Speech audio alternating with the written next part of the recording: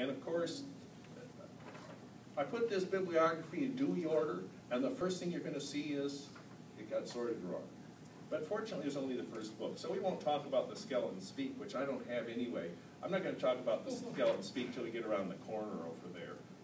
It looks like a fascinating book. One of the things I'm learning about right now is the Common Core. And so occasionally I try and tie a few books together. I've always sort of tried to tie a few books together, and I think you probably do too. Here's the new book by Cater Nelson. Actually, it's more or less a, it's excerpts from I Have a Dream with paintings by Cater Nelson. And Nelson is really a fine painter and, grand scale. This is a more focused book than his last one, which is kind of a history of the African American experience in the U.S. But, gee, what a nice introduction to the speech and the.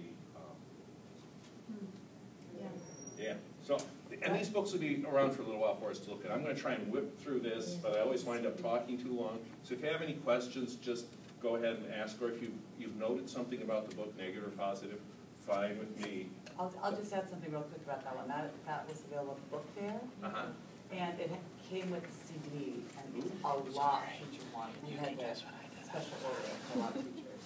Very, very popular. Yeah, I can see why that was. So the other thing that I want to share too, as we're popping things out, so in my note, I'm writing down equity department on that, because maybe I could get some money from the equity department, right? Yeah. Because you guys don't have any money. So when those things pop up, not that I can get any money from them, but wouldn't that be something that every school should have? Oh, yeah. Well, I think there's a number of books in here that every school should have. Right. I'm going to be pulling them out for just a sec then. Okay. Here's the Mighty Mars Rovers. Oh, I thought this was an awesome book. He spoke at OASL, isn't Did he? Well. Or no, maybe not. This is really something. It combines the sort of technology and space exploration that compels people like me who like things with wheels. Don't think that just because I haven't highlighted the book here for a sec, I think it's secondary. Zombie Makers. This one's a little on the gross side, and it's a. I guess I sort of think when a fungus takes over the brain of a fly. I mean, this tells that story 5 or 6 different times, and after a little while it does get tiring. But wouldn't they love it? Oh yes, it links biology and zombies. People, come on. What is the? I did have school library. Well, I'll cruise back to the school library journal reviews so we can look at the age range suggested for it. But The Bomb. This is kind of reads like a detective novel. It has at least 3 different threads in it. Oppenheimer, a Russian spy, and the people who were trying to destroy the Nazi facility in Norway. Moonbird. Oh please take a look at Moonbird. It's by Philip Hoos. He's the guy who wrote Twice Toward Freedom, or the one about the girl in Birmingham who preceded Rosa Parks. I'm just waiting for them to jump out at me for just a minute, and then we'll start going methodically. Oh, Beyond Courage. Beyond Courage is a Doreen Rappaport book. It's about Jewish resistance in World War II. Harrowing, appalling stories, heartbreaking, and kind of encyclopedic in its treatment, although I'm sure it's not an encyclopedia. And if you haven't seen Terra Tempo yet, I'm presuming most of you have seen this one, right? This is the one this is actually a novel, and so occasionally, we have a novel, I'll pass it around. This is Terra Tempo Ice Age Cataclysm.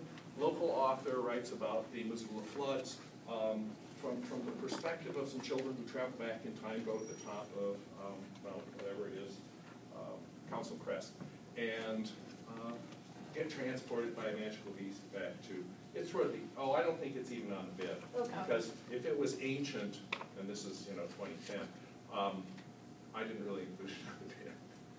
But this is the local author. Local author, local content, and it's a novel. So it's, it's always bizarre, or it makes a lot of sense to me. I'm mainly focused on nonfiction today, but occasionally, there's a book like We March, which is essentially a children's picture book about marching for integration in the 60s, that sets you in the time and is not exactly factual, but it's hardly fantasy. Terra Tempo is fantasy, but it still has so many facts in it, it can't resist it. Okay, I did mention we've got a job. We've got a job, we included this in our Gotta Read This presentation this summer. There's a few Gotta Read This books, of course, in here. This one's from 2010. It's about the Birmingham Children's March. I think that was in 1963. Like the Russell Friedman books in a way, lots of good illustrations and stories in it, along with a compelling narrative.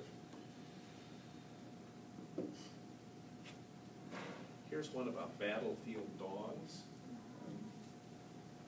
I'm not sure the combination of dogs and war is exactly warming my heart, but I think for some briefs it'll be interesting. Secret of the Manhattan Project. It should be standing next to Bomb, of course, but it's a little more, I would call it a drier version of the Manhattan Project story. Little Rock Girl. Oh yeah, let's get the integration books together. This is part of a series. There's a number of books about photographs that changed history, or at least that raised people awareness. Birmingham 63, there's one called Breaker Boys, Man on the Moon, Migrant Mother, no, I haven't seen, oh, this is about the Great Depression, and Raising the Flag, that's the Marines in Iwo Jima. What's that look like inside? Pardon me? Did you show us the inside of the book? Okay. Oh, all right. Yeah, have a look. This one now, this picture oriented. It's fairly picture-oriented, but there's a narrative because it also talks about the people through time and how the woman who's cussing out the African-American girl kind of tried to reconcile with her, but it almost seemed like she was publicity-seeking. And you know, all stories followed through history get curiouser and curiouser. Oh, I got to check my watch. What's our middle school book? About the Little Rock Nine. Oh, Fire on the Rock? No. Sharon Draper? No. Okay, I'll think about it. 'Cause that Lions would of be Little perfect Rock. for- novel? There's Lions of Little Rock is a new novel Or it's not about the Little Rock integration team. The new one? Or wait, It's a very new one. are you talking about the very No, new it's one? older. Oh, But we okay. have, it's an adopted novel set. Oh. Why can I not think of it? Anyway, perfect pairing for that, because that picture is in that book, and the kids go wild over that picture. There's also one called The Lions of Little Rock that's a newer narrative nonfiction, or fiction, historical fiction. Fairy Ring, these girls took pictures about 100 years ago with fairies in it, and of course it was a hoax. But it's always sweet when little girls can hoax A. Conan Doyle and others. This is the only fairy tale book I've got. Island, A Story of Galapagos. You know, it's kind of interesting how they use the pictures here, but each chapter is about a different point in time of this somewhat fictional island's development, but it talks about evolution, but also the life of these islands, volcanic islands that pop up. And I thought that was an interesting, this is a 508 here. Remind me if we get out of order. I'm trying to work from back to front here, and we will be pretty much in order. Seeing Symmetry is just a nice pictorial review that reinforces the concept of symmetry in many dimensions, primarily two. I got a bunch of space books here together, so not all of these are new. This one isn't on BIP. Space Stars in the Beginning of Time. Oh, yeah, it is. It is, it's on here. Is it on there? Yep. Well, I slipped then. I thought I was gonna ditch all this 2011, okay. 2010, I probably tried to ditch the 2010s out of there, but you know, this was as much to make space as anything else. Okay, The Mysterious Universe, that's another space book. That was to reinforce these two. The Black Hole is Not a Hole, which talks about how black holes are formed, and you know, what qualifies a star to turn into a black hole. It's really pretty amazing what people can do these days with graphics and scientific knowledge. And I thought this book was a really terrific example of that. And of course, the Mighty Mars Rovers, Wheels, and Personality. They can almost are imbued with personality, of course, because the scientists call these machines she, although the author chose to call them he and she to distinguish between the two. She's a local author. Is she a local author too? Yeah. Yeah, cool. We've got Hopkinson, who's a local author over here on the Titanic as well. Oh, Which one? one of those Titanic books. A rock is lively. This reminds me of the Bert Baylor book from long ago, Everybody Needs a Rock. But it talks about how rocks in context support a part of life. The rock is helpful, the rock is inventive. So it sort of anthropomorphizes the rocks a bit, but Is all the font curly like that, or just the headings? it looks like it's hand lettered. It's not all that That's curly. not too bad. Yeah, That's it's not. part of a series, right? Like an egg is quiet and, Well, that's an interesting, is it part of the series? I think so. Yep, egg Okay. is quiet, seed is sleepy, butterfly is patient. Well, there you go. So it's a real interesting kind of metaphor They're beautiful, study they're too. gorgeous. Yeah. Yeah, the font is quite readable. I was afraid it was all like that, you know, Yeah, how they sometimes it's- go. Zombie Makers, already mentioned. And you know rocks is third grade curriculum. Is it? Yeah. Okay, well, Third grade I was science. starting to put the rocks together at one point. There's a number of rock things. I mean, oh, I missed this one here. I missed this whole book, didn't I? The skull in the rock. This Not is, so much third grade. pardon me? I said not so much third grade. Okay, well, it's the rock thing, you know. It is a rock thing. But this is more of an anthology. It's about how a boy helped discover another one of those ancient skeletons. Black Gold by Albert Merrin, which is Story Oil in Our Lives. And I've liked his nonfiction for a long time. Here's another. I'll pass that one around just because I think that's a good one to highlight. Oh, and of course, the Beetle book. We did talk about this, and gotta read this. And what's the deal on this? Oh, yeah, I put a bookmark by the biggest beetle. This beetle, the world's longest beetle, draws powerful enough to snap a pencil in half, lives in the Amazon rainforest. Okay, here, I'll pass this one your way. Book up that. You wanted this, Got didn't every you? boy in the classroom. Yeah, I know. We'll be in line. Nick Bishop Snakes in his fabulous graphic style. Oh, that's too painful to observe. I thought I had another snake picture here. All right, this is a little more cheerful. Another one in Brown So I think this will jump out at some people. Oh, there's the beetle book on the other page, I think. Yeah, I'm always slipping on my Dewey order. I tried to put it in Dewey order, and now I'm trying to go through Dewey order, but it's only an approximation. That's all right, I think I just got something on you. Yeah, okay. Citizen scientists, be part of scientific discovery from your own backyard.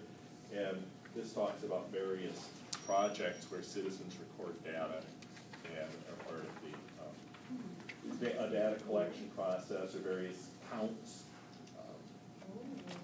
So I think that kids are interested in science, or perhaps kids who want to do hands-on stuff. This might be What was that called? Garden citizen view. scientist.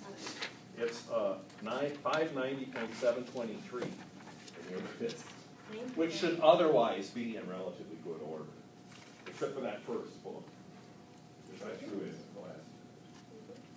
Have you seen Hatch before?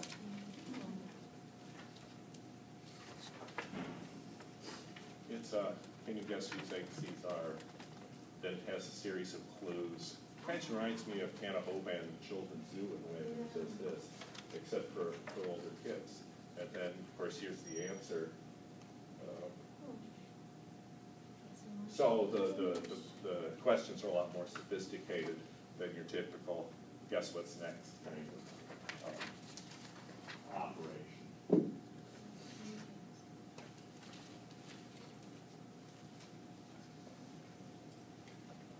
This bird is called moonbird because it's the oldest surviving tag bird of this particular species. What is he? I can't remember the name of the species right now.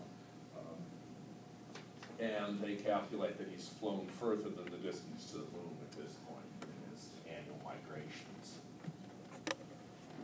So, Same author as the Race to Save the Bird Bird. I don't think so, because I think this is the first bird one he wrote. Oh. But, Claudette Colvin? Oh, Claudette Colvin? I don't know, the name is yeah, familiar. he wrote the Claudette Colvin book, that's correct. Wild Horse Scientist takes us to an island where the scientists are studying wild horses. Oh. I'm not saying much about these because of the constraints of time. This one is called Machines Go to Work in the City. And how many of you work with middle school and high school? How many of you work elementary school? Okay, well, this is more elementary school, but much more. But And that is paintings, not photographs, right? it's paintings, not photographs, that's right, kind of impressionistic. Machine lovers. If, when you're looking these over, because I want us to have a little bit of time, I put all of the reviews in Dewey order in this little clip thing, so you can say, okay, because every once in a while, some of these turns out to be for a higher grade level than you'd think. I mean, and I think in our system, we make this mistake of slapping something that looks like this into beginning facts a little too soon for the format. This one isn't a beginning facts book in our system. For us, beginning facts would be up to second grade. But sometimes when I went through this, occasionally I'd hit one where it would be classified as beginning facts, but the reviewers would have pegged it 3rd through 6th grade. And I hope thus that the books don't get lost in the wrong section or that the cataloger corrects that circumstance before it gets out of it. Before something gets lost in the collection. The 2 math books, I might as well get out the 2 math books now if I can find this. Oh, here it is. Yeah, here's the 2 books that are about math. And of course, neither one of them is in a 5/10. Edgar Allan Poe's Pi, which is math puzzlers and classic poems in the style of various poets, no less. So there's Edgar Allan Poe's. Say it one more time, they are classic poems, or They're in the style of in classic the poets. style of classic Yes, poems? yes. And they're math puzzles at the And same they're time? math puzzles at the same time, yes. Robert Frost boxes. Yeah, wow. Shorts. Whose underwear, I wish I knew, who left these for me, all brand new, $5.90 a pair, and they're not my size, I'm 42. So then, ultimately there's a question in all that tab. And so this, what did this one, so this one wound up in 811.54, of course, a poetry number. And this one here wound up as a cookbook, 641.5, Eat Your Math Homework. And in this case, the various mathematical concepts are expressed with supporting recipes. So I know home ec is dead, but math isn't. And reading. No, I don't even think that home ec is dead, but, No, but I it's, like teaching kids how to read a recipe is a whole, That's also, oh, that's really Yeah. major to me, Sequencing. because, you Yeah. have to, you have measurement, how to. you have fractions, and you have process too. And you can give speech on it. How to. Yeah. and you can what, Give a yeah. speech. They, I tell them that, 641, I tell them cookbooks are like, graphic novels and comic books and all that, they're super popular, so you can only have one. And then they're like, "Where's this?" Because it's true, like I don't have very many, and they are popular, but they become super popular when you say, those are super popular. You can only have You only one. have one. Yeah, It's, Here we are with the painters. We have a George Bellows book. So for some reason, they talk about George Bellows as if he was an obscure painter, but maybe it's when I was a kid, George Bellows was still famous or something. Yeah, the domino effect. I'm going to bring out the 3 painter books, The Fantastic Jungles of Henri Rousseau. I don't know how much quality you get for Rousseau these days. And Chuck Close Facebook. This is a guy who's, I believe he lives in a wheelchair, and he's done self-portraits over time. And he took his self-portraits and he's chopped them up so you can do this kind of crazy mix and match. I'm not quite sure how we learned from this book, but I did enjoy flipping it back and forth periodically. And while there are moments when I think this is mainly a novelty object, and should the library buy pop-up books, many of my friends are really impressed with this, so I reserve the right to be wrong. Well, and wasn't this the guy who's either Asperger's or autistic and has facial recognition difficulties? So it's really Yes. fascinating that he's an artist. Isn't that, is he the one who has facial? Well, I have Temple Grandin That's what I here thought they too. said at the, We have a teacher who does Chuck Close portraits with the kids. They do Really? their own kind of thing each year, so Well, they would be really into that. It's, you know, it's, some of these books have a special niche. And if it's got a good review and my friends have recommended it, sometimes I bring it out and praise it faintly. All right. This one is called Harlem's Little Blackbird. It's about a African-American singer in the 20s who died young and was actually never recorded, but asserted her rights in a lot of ways.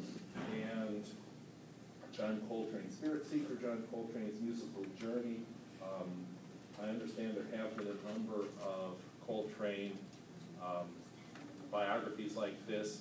This one apparently talks about how supportive his family was of his artistic expression and how that helped support his development.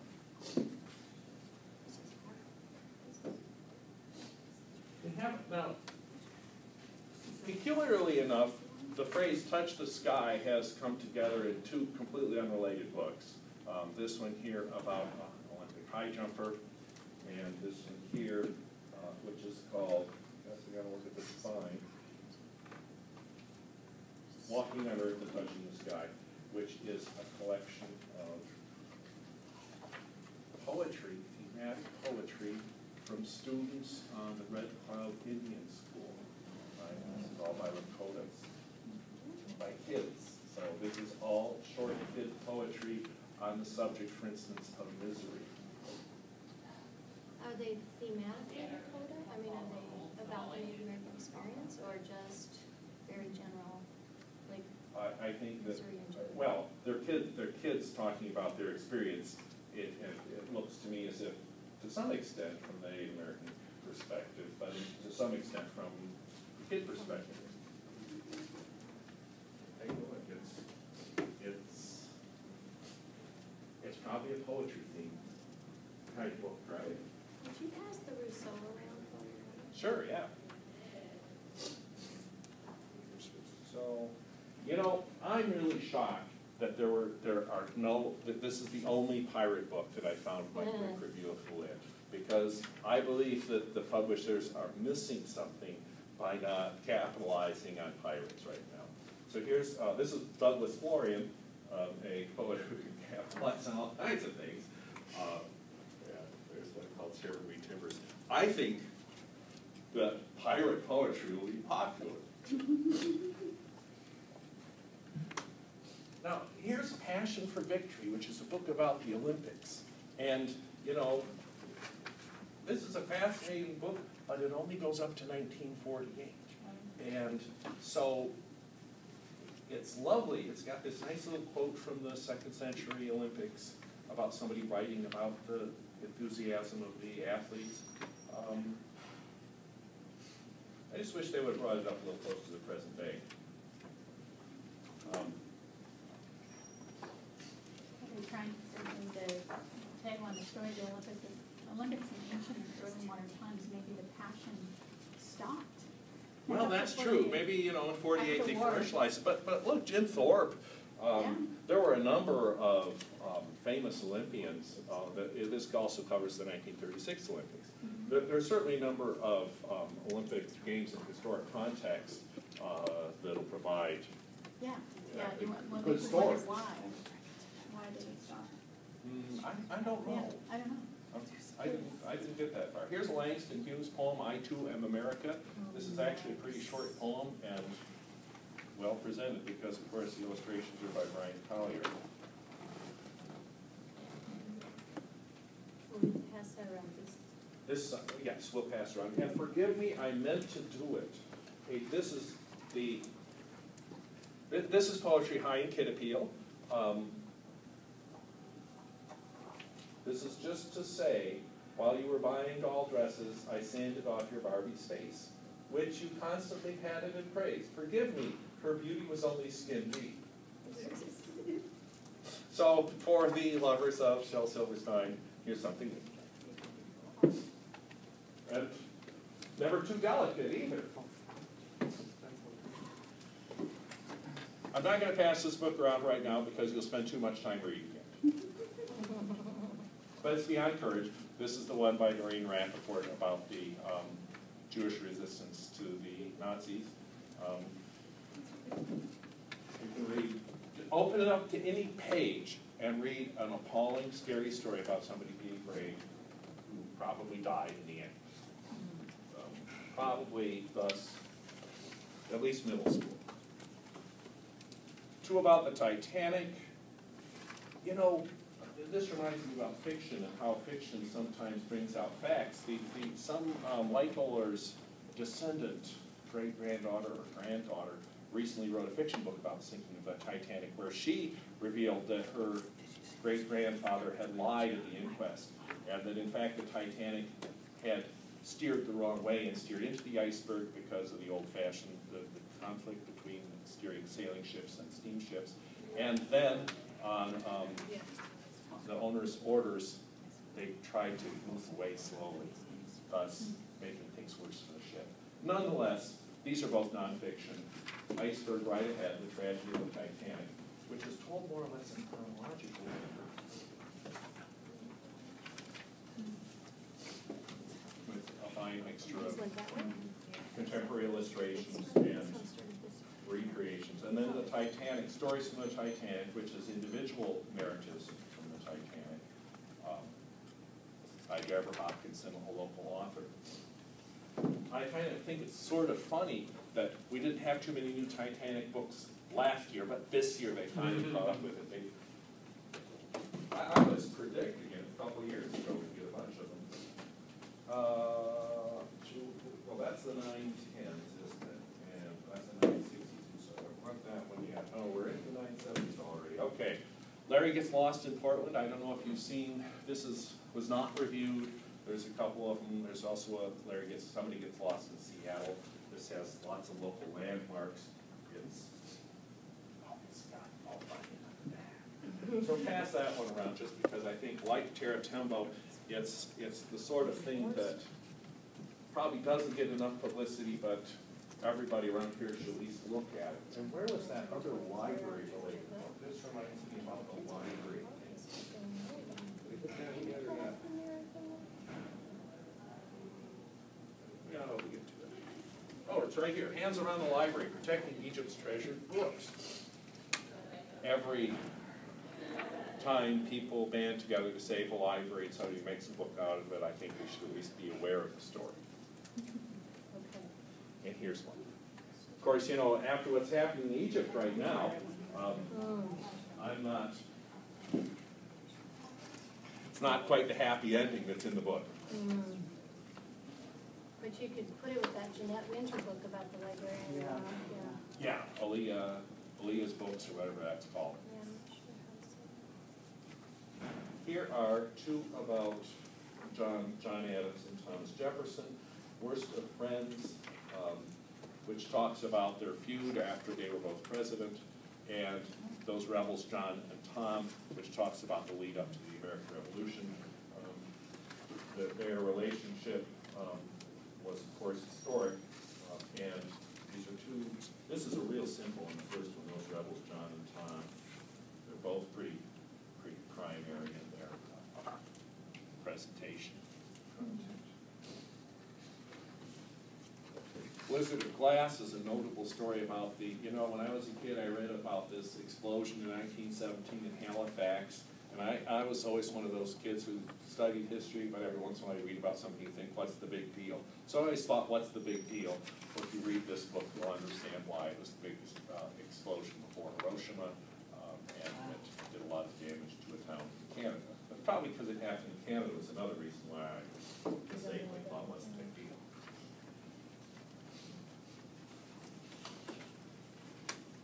Here is a group biography. It's called Hand in Hand. It sort of talks about the chain of famous African-American men.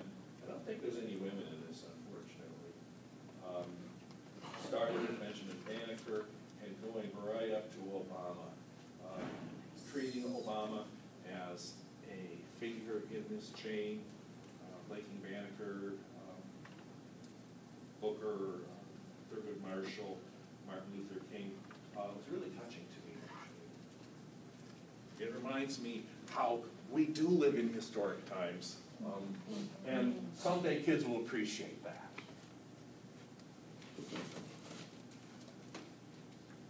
Here are a few things about gigantic things. The giant, this is about the Cardiff giant. He was kind of carved out of stone, and how he humbugged America. Pretty much a minor historic theme, but another what's the big deal. The Boston Tea Party. I don't know why the reviewers panned this one. They didn't quite pan it, but they called it supplemental. I thought it was really pretty nice because maybe I have greater respect for history. It doesn't personality-ize this story as much as it sort of talks about what happened, the meetings, the tax, the boat sitting offshore, and to me it put it in put the story in a nice incident-based perspective.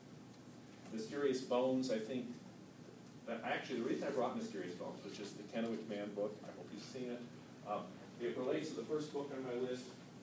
I can't remember the name of it anymore. Their Skeletons Speak. It's really, Their Skeletons Speak is still forthcoming, which why I didn't bring it out. It's almost out. Kennewick Man, the Paleo-American World. There's a number of books coming out about this other time, digging up the Kennewick Man, and the ethical question of what to do with bones. Oh, more about what to do with the bones. This is Barnum's Bones, how a fellow named Barnum Brown discovered a bunch of dinosaurs and brought them back to museums. It reads like a picture of yours.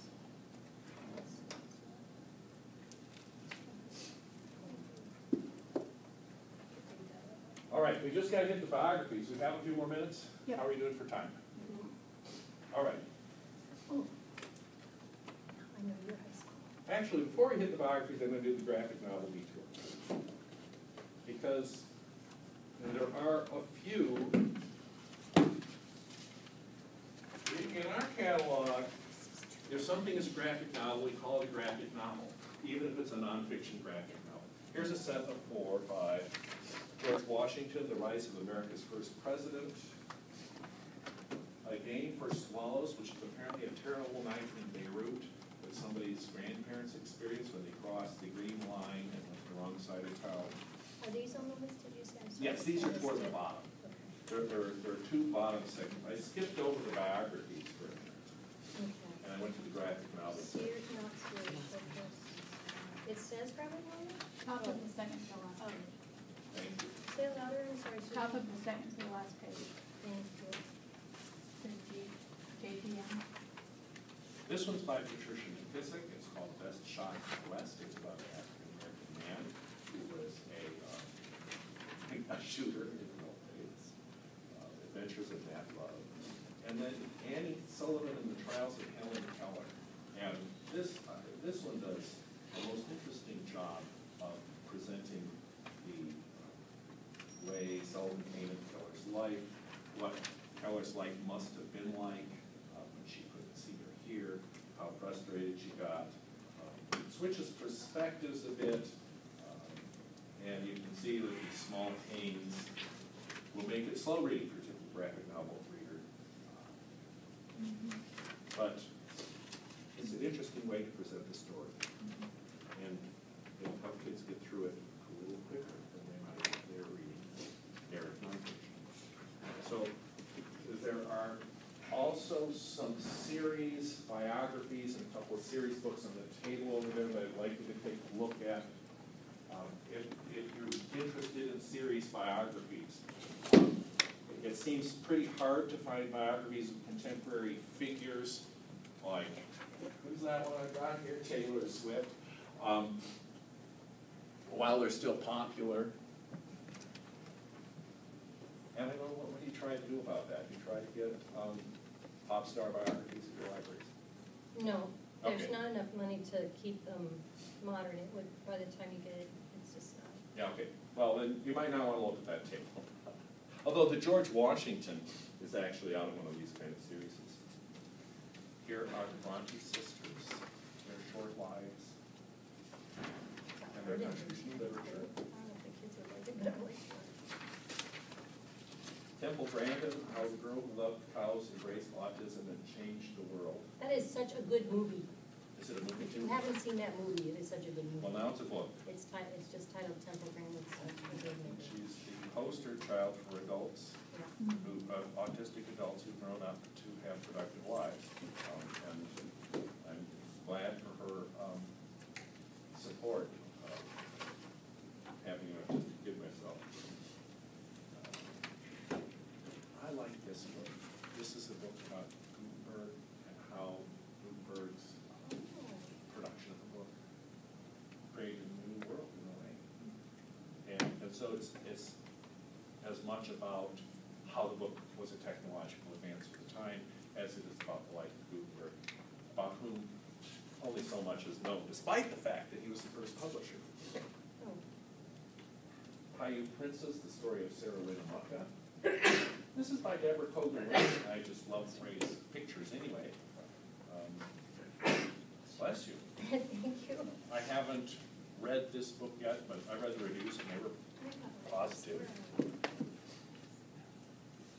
And last but not least, Martin de Porres. He was a saint from North America. Oh, he's from South America. Okay, a saint from the Americas.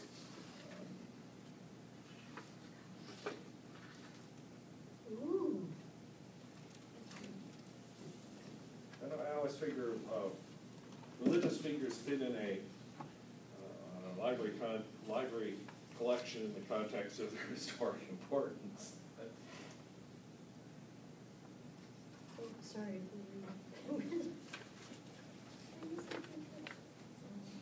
Now, please, you can come up and look at the books, the ones that I haven't started throwing in on the table. There's another Helen Keller, and there's the Steve Jobs different. The Steve Jobs has made the YALSA Big Five list for the year. It is not as, Wait, that book won the YALSA? no, Big Five? there's, he also came out with a 5 best nonfiction list. It's not an award, it's a list. Right. And this one was on that list. As was, we've got a job, I think I've got 4 out of 5 here, but I can't remember what all 5 they were. Peter, I'm sorry, I didn't completely understand. I'm kind of new to doing middle school. So there are only 5, it's a list, but there are only 5 on the list of their top 5 favorites of the year? This was the top 5 pages. Okay, cool. It was the favorite nonfiction. Right. I figured, okay. I'm sorry, I missed the For first. YALSA, It young was adult. YALSA's, I Is can it forward for you. young adult You would library? just go on the YALSA website, I'm sure. Okay. WAL. Okay. Or, sorry, YAL. Mhm. I knew what you, I was, It's just another acronym of the library world. I want to tell you that I enjoyed hearing your conversation about language, that we have the same issues sometimes in the public library. Although, of course, we don't have, we're in better budget situations. Yeah. But everybody who works in libraries, librarian, don't you know? Right.